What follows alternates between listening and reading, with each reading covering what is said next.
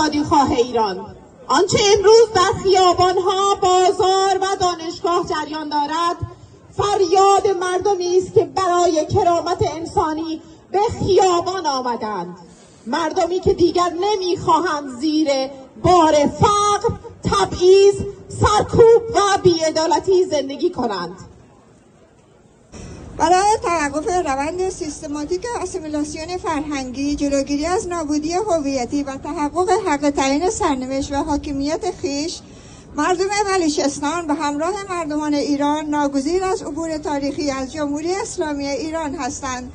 بخصوص ملت‌های تحت ستم یک جا بودند رابطی اتحاد و همبستگیش اعلام کتا و ایشین توانت که به حق و حقوق به دست بیاریتین. مروشی ما گندگین گشترین ظلم و زوراکی بلوچستان بیگین تگاستگین تظاهراتان که ما دیست که ظرف چند 4-5 دقیقه گشت 100 نفر زاهدان کشت و 300-400 نفر زخمی کرد و مروجی ما گندگین پدا هم که یه تظاهراتان